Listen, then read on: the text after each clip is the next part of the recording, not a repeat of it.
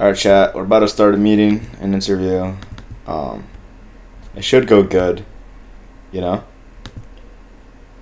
Oh shoot, my camera's not working. Oh my goodness, bro. Oh my goodness, bro. I need to deactivate it. Chat, make sure to clean the shower if you can. Hello? Yo. Hey, buddy. Sorry, I'm running a bit behind. Yeah, it's all good, yeah.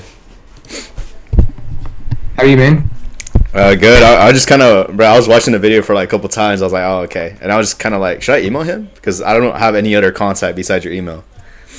Right, gotcha. No, all good. So, but whereabouts are you based again? I'm in Los Angeles, and I grew up here as well. That's right. Yeah, nice part of the world, Los Angeles. Let's dive in. So, I've just got your application. I remember going through this. We have received quite a few, so I'm just going to skim over it again. So, tell me, what are you currently working on? What offer are you currently working on? Right now, nothing. The last offer I was on was 313 Growth, which was the clothing brand one. The clothing brand, right? 313. Yeah, you say 313 Growth. Yeah, but the guy's name is Mr. B Special. Pretty much he helps people like scale their brands or start their own clothing brand. I have a Zat if you want me to send it. Yeah, gotcha. And so that was a high ticket offer. So you're 18. Are you? Yeah. How old are you? 18, but I got into high ticket sales at 17, and I ended up dropping out of high school. Yeah. Yeah, you've taken the unconventional path. I remember that now. Yeah, you said you'd taken the unconventional path. What path did they want you to take? Your family? Parents, they always wanted me to go to college. Even since middle school, I always knew, like, when I would play on an Xbox, bro, I was just like, no, I can't go to college. I can't go to university. There's kids out here driving Lamborghinis. I knew there's something out there that I just don't know yet, but I need to find out what that information is, you know? Yeah, so what drew you to sales then? Yeah, high ticket sales. I just found it like you don't have to own like any business, like manage really anything. You just kind of handle the sales part, the talking part, and you get your own little commission. Like I'm satisfied with that lifestyle. Yeah, you don't have to do the fulfillment side of it. You just have the conversations and go from there. So okay, and so where have you studied? What have you already invested into? Remind me. Yeah, so mine's is kind of weird. So the first ever academy I was in was the Real Sales Academy, and it was for 1.5K. It was around a year ago, and they got me the DM setting offer, and it didn't work out. I met these other gurus. It was in person. It was called Driven Academy. They actually got shut down though. And I know in the Loom I said I generated 25K for them affiliating, but it was actually 30K in revenue. It was from kids from my high school basically, right? And I brought them in. That's kind of how I got into the mentorship. So from the Real Sales Academy, I was FaceTiming my mentor at the time. I was like, yo, look where I'm at. I'm like with these other guys. Like, did he look trustworthy or whatever? Like, bro, what are you doing there? And it was kind of like a whole thing. I left the Real Sales Academy. I joined Driven Academy. I got in through affiliating, and the price was 10K to get in. But I got in for 2K through affiliating, and I was doing monthly payments of 1K every month.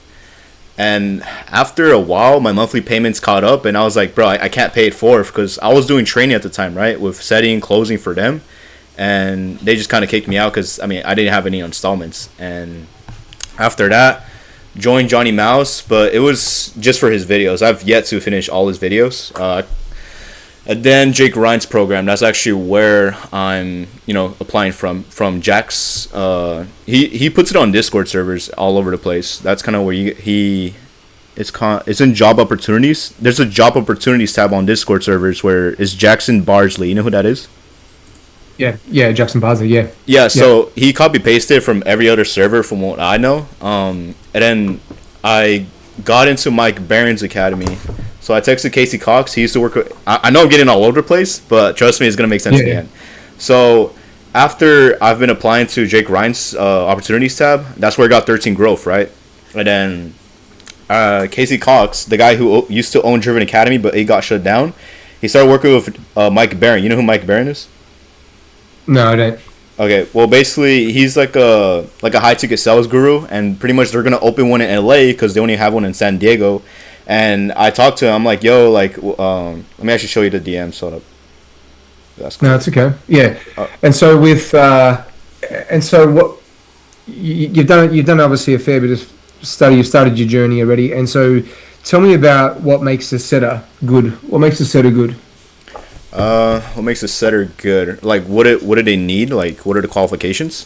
Yeah, what are the attributes, and what do they need to be able to achieve in order to be good at setting? Definitely someone who doesn't just give up after like a week, and someone who's actually consistent. Someone who can dial up like 100 people a day, 200 people a day, 300 people a day. Someone who can, obviously talk the talk and set appointments, qualified appointments, not just any appointments, and make sure they're actually going to be on a call, because a lot of these guys, they just don't show up, from my experience seen from other setters' works. Yeah, making sure they show up. What are some of the strategies you could use to ensure someone does actually show up? Give me some examples. Yeah, like the one I've seen in a lot of academies, like, oh, there wouldn't be any reason why you wouldn't show up, like a zombie apocalypse, right? I don't know why that's so common and popular. Yeah, why do you think it is? I don't know. I feel like people, I've seen it, maybe Grant Cardone, I don't even know. Yeah, it's a little bit of light humor, right? So you're asking a serious question, but you diffuse it with some light humor, so it takes the sting out of it. But I can still tell you, hey, don't fuck around. Make sure you show up, right? But then I can introduce some light humor by saying there's not going to be an apocalypse, is there? In other words, like, I've told you what I need to tell you, and I can be quite blunt and direct whilst disarming you at the same time. Does that make sense? Yeah. So it just gets you smiling, gets you laughing. Okay, and so at this point, you're not actually working on any offers at this No. stage. Yeah. Okay, and if you could work on any offer, I mean, why health? Why not work on something else? Why health? Why health? Well, I mean, when I was in middle school, I was kind of like growing up like a little chunky. Like I still have some fat going on, right? I'm not like, I don't have a six pack or anything crazy like that. But I remember my fitness journey. I weighed over 200 pounds in middle school, and I was like 5'7", 5'8".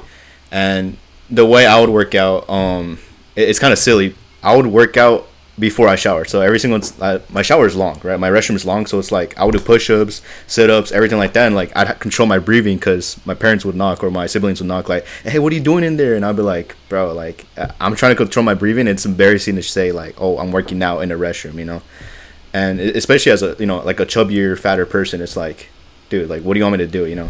But I guess with health, I mean, I'm getting a lot of close relatives, like, not dying, but like getting like problems, like health issues. And it's like, well, you look at the industry of like foods and like these corporations, like, I mean, yeah, we're getting poisoned. It's crazy how it's not like, how do I say it, being handled like correctly, because the government just like, oh, it's the FDA approved, so it's okay to eat, but realistically it's not okay.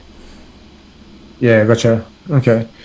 And so are you looking for something full time, or what's the Full time. situation for you? Yeah, you're looking for something full time. And so what's driving you? What do you need to achieve in order to feel like you succeed? So in the next 6 to 12 months, like what's the target? Um, just really helping out my parents with their bills, and investing into Section 8 housing, and what else? I'll scale to a closer role within the next like 6 months or less. Before, I'm pretty sure I get there sooner, but I'm just assume at bare minimum 6 months. Yeah. Yeah, being able to get into a closer role. Yeah. And what are you still doing on a daily basis to get to a closer role? You actually want to see? I'm making a Figma right now. It's like a closing structure. I've seen other closing structures, but would you like to see mine? Yeah, sure. All right, let me screen share real quick. Screen share.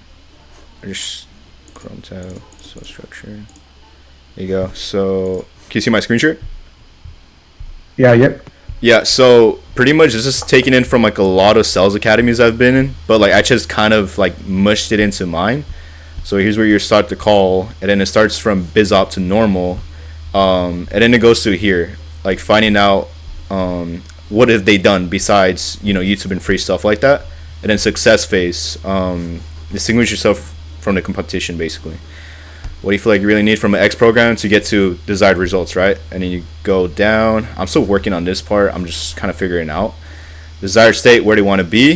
And then reality check phase, presentation stage. You would really just use ChatGPT, honestly. And then it's either a close here or it's objection handling. I'm still building this out. Like it's not the most professional, but it works. You know, like it's worked for kind of my brain to understand it.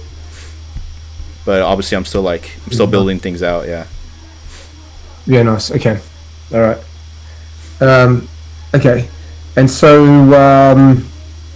I'm in the early stages of interviewing SDRs. Obviously, I'm interviewing for an SDR at the moment. Just we're looking to build that department. We in early stages of getting through applicants. So I've got your details. Over the next 7 days, I'll be in touch. So one of the things I will do is I'll give you 2 calls to review. And what I want you to do, actually, I'll give you 4 calls. 2 a setting, 2 a closing. I want you to review those calls and send me back your takeaways. As soon as you do that, then it gives me a perspective of what you see, what you don't see, and where you're at. Sound good? That makes perfect sense. Yeah, let's do it. Awesome. All right. Now I've got your email, so I'll send them through shortly, and then yeah, as soon as you've gone through them, send me your takeaways. Yeah, let's do it then. Thank you, Shane. Awesome, brother. All right, buddy. I'll speak to you soon. All right, let's do it. Okay. See you soon. Bye. Bye. Man, that sucks.